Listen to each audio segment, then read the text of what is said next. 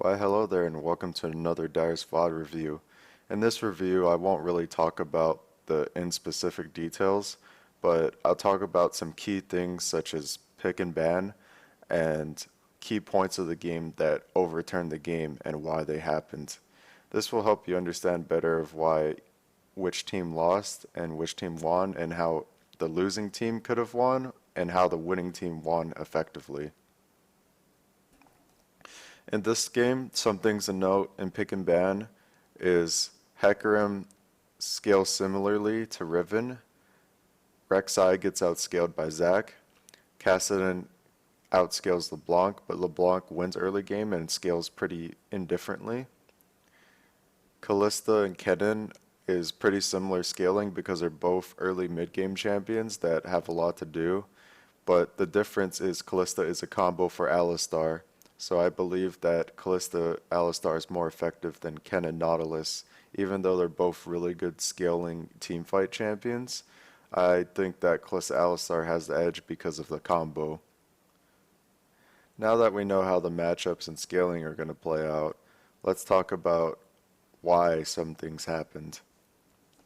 The first key point in this game is that Reckless and Yellowstar got the first tower of the game by outlaning the enemy bot lane.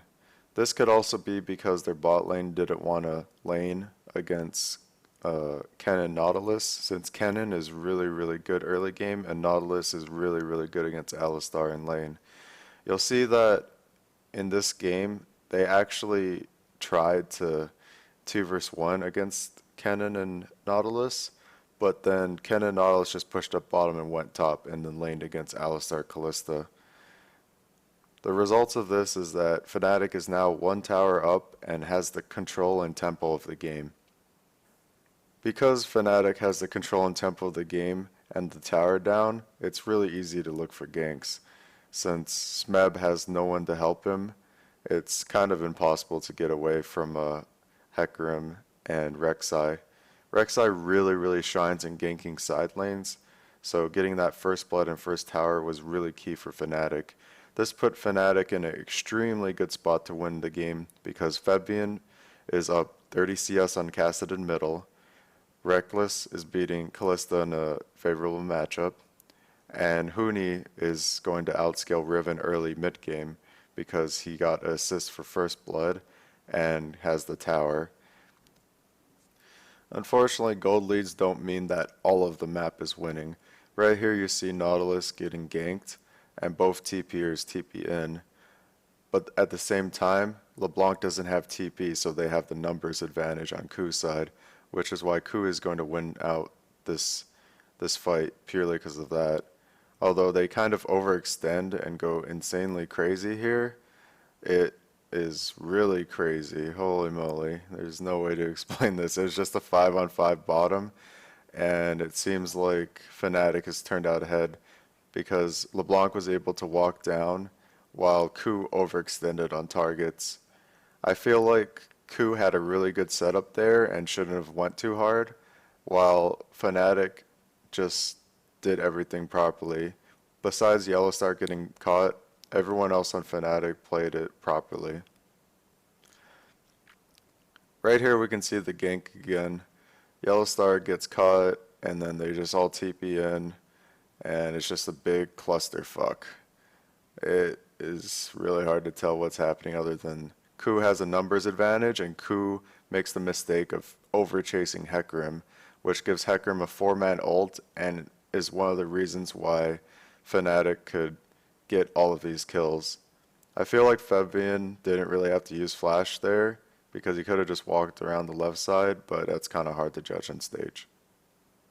Because of that play, FNATIC is still in the driver's seat, but now that Riven has 3 kills, it would be much harder to abuse Smeb in lane even though he got first blooded. This is the first crucial dragon fight. We see that KOO starts up dragon and they have smite advantage because they have Kalista. It gets soft resetted here, but we see FNATIC going in for the flank from all sides. What this means is KOO wants to go all in on one side while FNATIC looks for the engage with Hecarim. Unfortunately, they waited around too long and Hootie wasn't here on time. So it looks like FNATIC's going to lose this fight.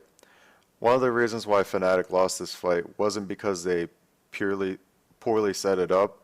It was because it was the bad timing of Hoonie coming down. This isn't really Hooney's fault because he doesn't know if it's going to happen or not. But at the same time, for FNATIC, it evens out the game for KOO, and I guess it's a pretty even trade actually. Right here is 3 for 2, but KOO gets Dragon, so it's still in favor of KOO. So I would like to talk about the positioning of the Dragon fight again right here. We see Hecarim middle, while FNATIC is in a favorable flanking position.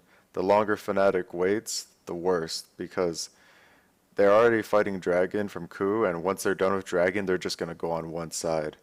Because the bottom side is more vulnerable because the AD support combo, they're probably going to go down on Nautilus, which is what happens here in this clip. The biggest point to take from this fight is Hoonie wasn't here, and we don't know why, but that's just why FNATIC didn't win the fight as hard as they could have, even when they're ahead. Going even when they're ahead that means they just played it bad or they just had bad positioning. Right now, FNATIC is pretty heavily in the driving seat right now. They're up 5k, which means they need to slowly snowball the game. Right here, Reignover goes in for a flash knockup against Alistar ult, and Hoonie goes in to dive. But the thing is, KOO has 5 people here on tower, and they're hard diving, which means that even with the 5k gold lead, FNATIC will surely lose this fight. I'm not sure what they were thinking here, but they definitely overextended. It seems like in these games, both teams are slightly overextending, and they're both getting punished by each team because both teams are so good. Now, instead of FNATIC being up 5k gold, they are now 2k gold up, while KOO has the better scaling team with Kassadin middle. The one thing I would like to mention about KOO's comp is that they have strong early game, strong mid game, and then they have late game insurance, while FNATIC has very strong early game, very strong mid game, and medium late game. So what's going to happen is KOO is going to slowly outscale, but FNATIC can still win this game by making plays in the mid game. Unfortunately, they weren't able to make use of their early game gold lead, which they got and worked so hard for and just like threw away. But you never know what happens in games like these. Now that it's later in mid game, FNATIC should be looking to grouping up and fighting for these dragons. Unfortunately, they don't seem to be focusing on that, and if not that, FNATIC should be looking for mid-game team fights since Kassadin outscales LeBlanc. Even though LeBlanc is 5-0, they need to be going hard into the enemy jungle, looking for vision and looking for chunks with LeBlanc. If they don't do that, then it'll just be another repeat of Bjergsen versus Nagne in our game, where the LeBlanc gets super fed but doesn't get to do anything because the team doesn't set up for them. After 5 minutes of farming, Hoonie looks for a TP flank play and instantly kills Kalista. This is really, really good for FNATIC because they can get Baron off of this. Zac can still look for a smite steal, but if FNATIC plays it properly, they should be able to get Baron for free. Right here, Yellowstar goes out of the pit, which means his teammates aren't there to follow up with him. It looks like FNATIC will get a kill here, and then nothing else will happen.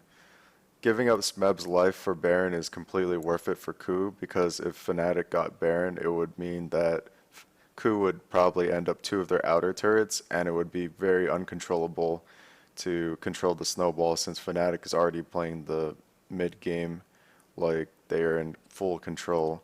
But keep in mind, KOO still does outscale, so we'll have to see what happens.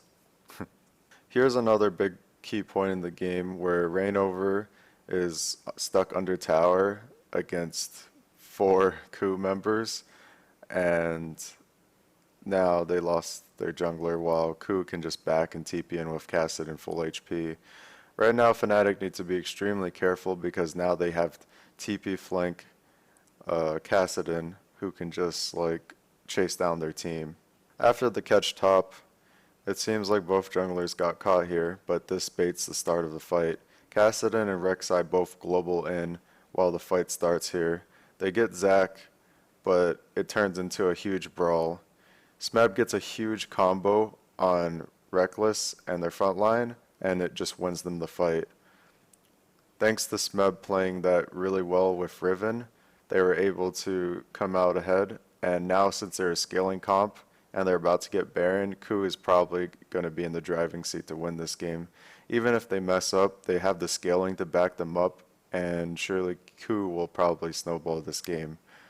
I mean, I already know the result because I watched it, but like even without watching that, that's what I would assume here since Kassadin outscales LeBlanc, and even though LeBlanc's 5-0, they're still going even in team fights. If it keeps going at this pace, they're just going to be winning by outscaling and not so much mechanics because both teams are pretty even in mechanics. After KOO getting Baron, they got 2 towers middle and 1 tower bottom. This is extremely huge because FNATIC was up all game, and even when they're up, they were going even in team fights. This was also because of misplay, but now it's going to be even more enforced because KOO has the better scaling team comp, purely because of Kassadin and Riven. At this point of the game, after getting the 3 towers, Yellow Star gets caught here, and Smeb looks for a TP flank. This is really, really bad for FNATIC because it's just slowly snowballing and going downhill as the game goes on and into scaling.